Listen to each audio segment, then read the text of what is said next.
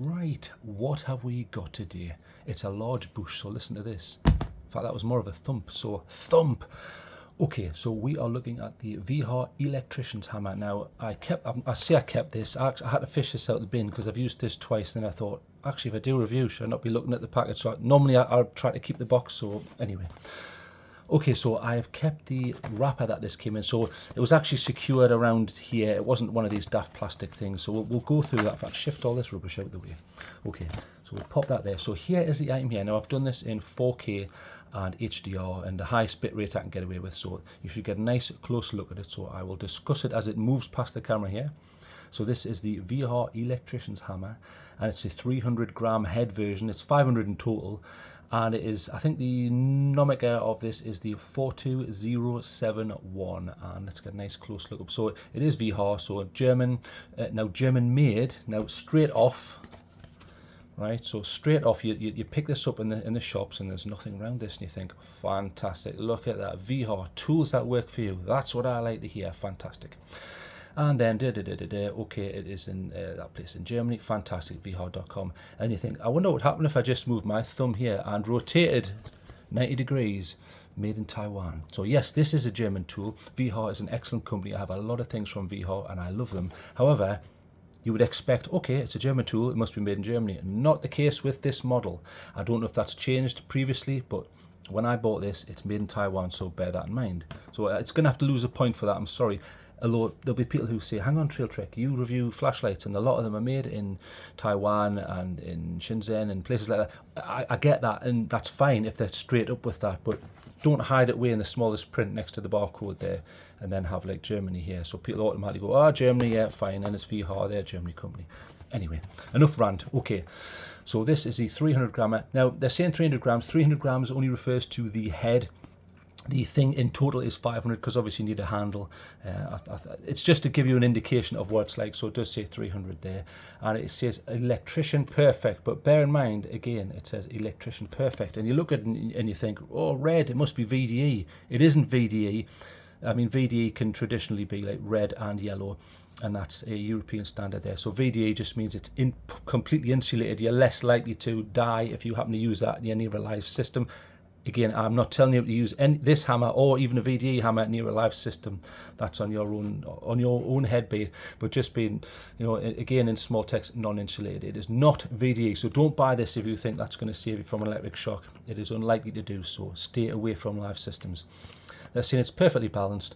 I'm not going to show you that because, yeah, I mean, it is quite nicely balanced. I mean, I've only used it twice and I was doing light work, so I certainly wasn't using it back here. I was using it back here. I actually had my finger on the strike plate here and I was tapping. I was putting in the little holders for a wire along the floor, like a kickboard, and then I did a little bit of light work on the ceiling.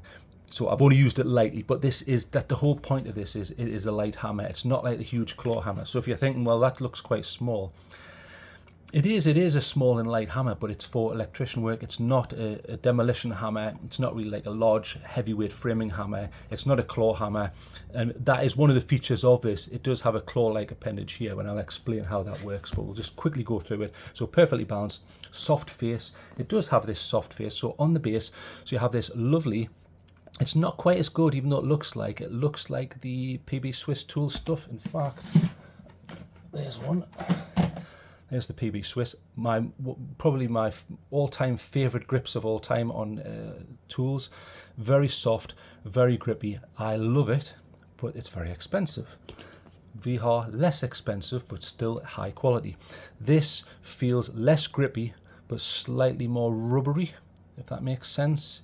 Even though you would associate, a purely rubbery thing with grip. It has these sort of cut-out notches there. Can you see them there? They're quite deep. And that's where most of the grip comes from. Although, like I say, the 2 times I've used it so far, I've been more up here and less in that area. I mean, you can see there is something of a swell there.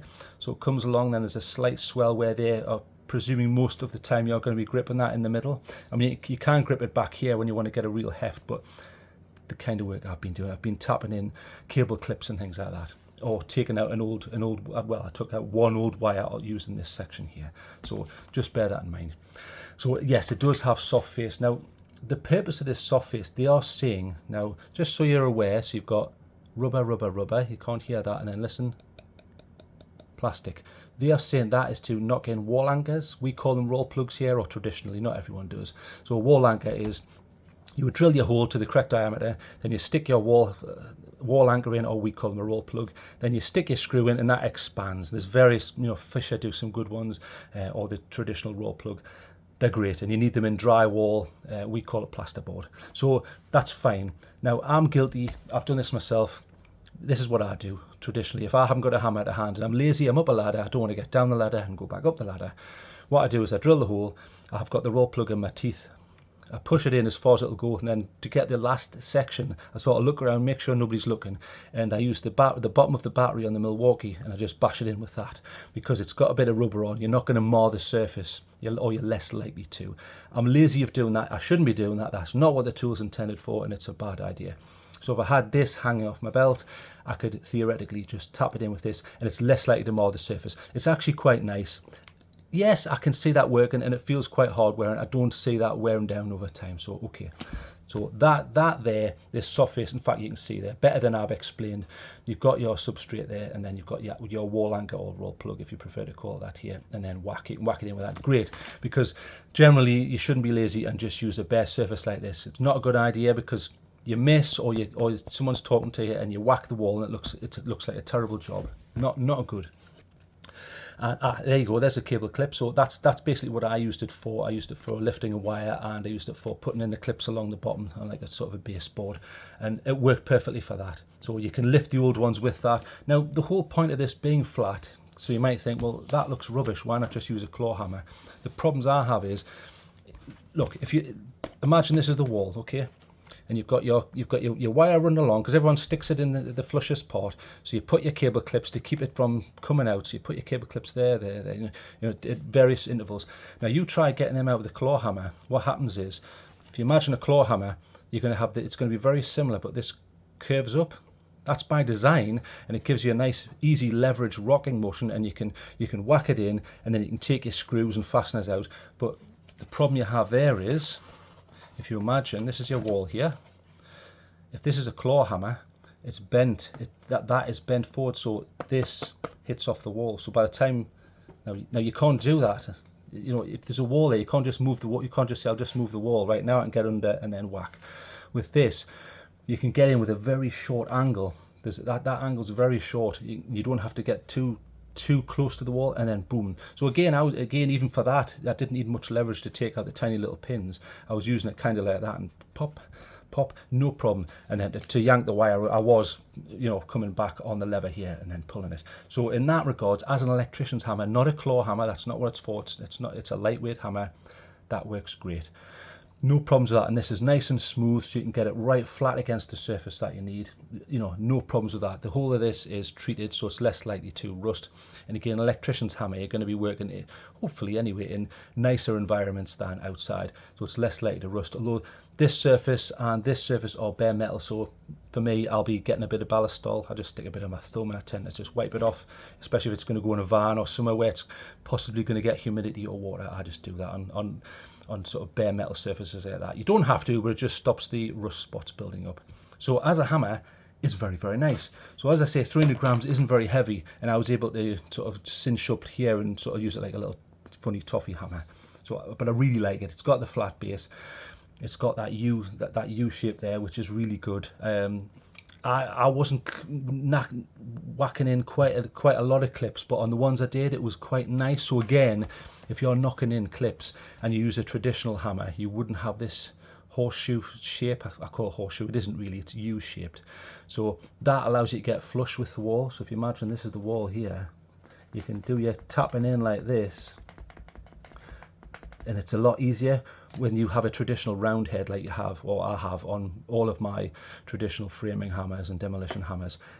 What happens is, when you're trying to get in close, you end up just having to hit it with the tip, and it slides off and you whack the floorboards, and it's not a nice experience. Whereas this, I mean, as you can see, look, you can get really flush, the whole thing flush with the wall, and tap, tap, tap, perfect. Do you need that? Probably not. There are other ways around that, and you can use other tools, specialist tools. But if this is the only hammer you've got and you're doing electrician's work, I'm very happy with this so far. I did notice I had this. Now at first I thought, what is that? Because you've got this soft plate, that's plastic, and then rubber, and then the rubber continues, and then plastic, and then this plastic continues down here. I don't know if that's some sort of strike plate or strike guard. I've sometimes seen this on various Norwegian axes that I've used for splitting wood and splitters and cutters and things like that. I get it for that, because generally if I buy an axe, or used to buy an axe, you get the duct tape out and you put as much as you can around here, so every time you're an idiot and you miss what it is you're chopping, and you don't damage the axe handle. But I'm not sure what this is, so there was nothing on here and I haven't come across what it's for. So if anyone knows, in fact I should have showed you these pictures, they've done a way better job than me of explaining the whole point of these. Yeah, flat claws, yes, you can get right in, and then yeah, you can lift your wires, brilliant. That this, you know, I should have just showed you this is much better than me. And then yeah, so you can see the U-shaped head will help you get in, ideally suited for tight fits. It is, I mean, you know, there are other ways around this. If you just happen to have a claw hammer and you've got the wall like this, there are ways around it. You just go in sideways, but it's not as effective, and it depends on who installed it before you. If they used something like this and got in nice and tight fit, and you haven't got the clearance left or right, but there's little hacks you can use. But I'll prefer to use this. Okay, so I think they've done a really, really good job. Now, just out of interest, on the website, and I thought it was quite funny, they had like their sort of marketing blurb on the top. Now, on that marketing blurb, it was quite funny. On the website, it said that this hammer is forceful and balanced. So I thought, what does that bring to mind? And the only thing I could think of was getting a headbutt off maybe it's a tightrope walker or something like that. So I did have a bit of a chuckle from that. But sometimes things are lost in translation, and I get that because this is a German manufacturer.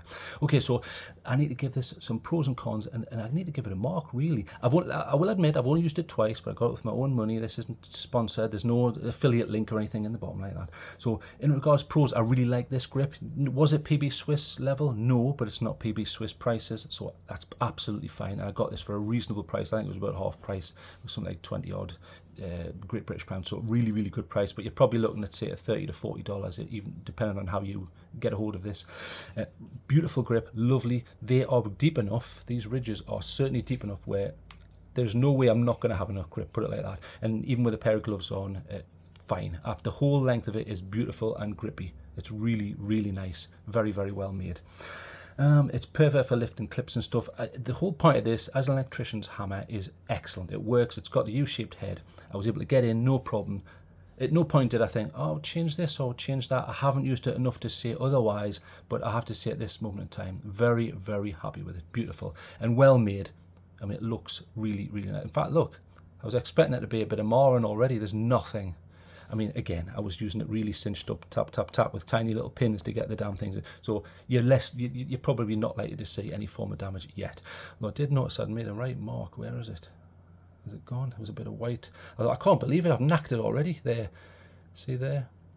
I don't know what that is. I probably hit or tapped something, but I couldn't believe that. I thought I've only just got it. Anyway. So there is that. It's perfect for what it does. It's a nice light hammer, 300 gram head, 500 total. Really nice. In regards to total weight, I mean, that's 300 grams. Interestingly, the tang, I don't know what you call it in a hammer, the extra section which goes into the hammer, the handle, is actually extends quite a bit. So I've got a little tiny magnet here. So look, that is a magnet. I'm not cheating here. So if we take this along the handle, so it's still on there. So if we push this along, so it's still making contact. It's still, the magnet, it's still touching. In fact, I should have it this way. That's better because there's a bit of paper on the back there. So it's still going, look, still. Actually, no, hang on now.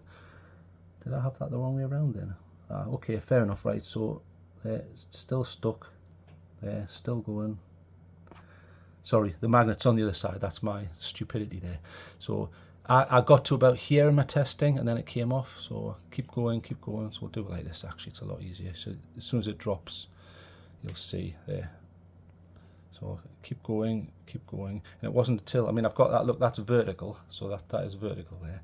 So we'll keep going there. So it dropped when it got to about halfway between the knockout section and here. So I can say that the metal goes to at least here. That I can test. It may then taper off, I don't know, and go thin. So it's a quality tool. It's not like one of these daft ones where you've got like a wooden handle and the head goes in about that much. So, 3 weeks in, it goes flying off and whacks your boss in the head and you get sacked. It's all pretty good. Nice quality piece here. So are there any bad points? Not really for me so far. I mean, some could say it's too small, but that argument's kind of moot because it's not meant to be a claw hammer. It's not meant to be anything else other than that. So for its job, it's pretty good. And because it's small, I was able to stick this through the clip on the side of my Vito. On the side of my Vito Pro LT, I would normally have my Milwaukee breaker bar. I'd stick that down. I don't always use a breaker bar, and I was sometimes using it for what I should have been using this for. That's fine, but really I should be using this. So I'm going to take the breaker bar and stick that somewhere else, and I'm going to put that through the clip. It goes through the D-ring clip on the side, so I'll just pop that through, and then I can just pull it out with 2 fingers. So in regards, that is another plus point. So small, is that a con? Not really. And the big con, not for me, because so far it's been absolutely fine. It feels beautifully made and rock solid, well made, is made in Taiwan. So just be warned. And there will be people who go in the comment section and go, made in Taiwan, sign of the cross, destroy them and all this, and how dare they, it's a German tool. I get that, but they're trying to make money, aren't they? That's what it comes down to. We can make this in Germany, or we can make it in another country for cheaper and make bigger profits. And I get it, that's how businesses work, but it's a bit annoying when the word Germany is bigger than made in Taiwan. Was that on purpose? Who knows? Tell me in the comments section down below. I'm not going to see it. Anyway, well done, Wiha. So far, this has been fantastic. So far, I'm going to give this a 9 out of 10. There's nothing really I can slag it off over, other than I wish it was made in Germany. But there you go. This is the world we live in now. Nothing's real anymore, is it? Tell me in the comments section if you think I'm overstating things like that. But there you go. So I'll keep you updated because I will use this more often. I'll keep you updated. If anything falls to bits or it pisses me off, I will certainly let you know. But I'll give you a quick, nice up close in 4K there. So there's the polished surface there, and then the chamfered edge there. Beautiful. No dings yet, although there was that bit white. I did scrape it off. I couldn't believe it. I did that like the second time I used it. And then you have this treated surface here, and then it's pretty nice. And then on this side you have is it this side or that side? Yeah, you can hardly read it actually. You've got to get the angle right. There you go. If the angle is right, it says a Wiha, and then it has the icon there, and then a little bit of text there. Plastic all the way around, and then rubber all the way down, and then it's some little safety things here. Use safety goggles. I agree. Do not strike against hardened objects. In other words, don't whack this off something that's way harder than this, because it's likely to cause shattering. And then there's the grip, nice and up close, and then you have what they call the soft plate, which you can stick wall anchors or roll plugs in with. Okay, yeah, you could, and it certainly beats my lazy method of no one's looking, right, get the bottom of the Milwaukee battery, whack, whack, whack, there you go, right, job done, right, get on with it. So that is a better option. So beautiful tool, well done, Wiha. I'll give it a 9 out of 10. I wish it was made in Germany, but that's life. Okay, any comments, stick them down below. I try to make this quick, but as usual, we're heading towards 20 minutes probably, so apologies. I'll let you get on with your day. Thank you for joining me. Goodbye.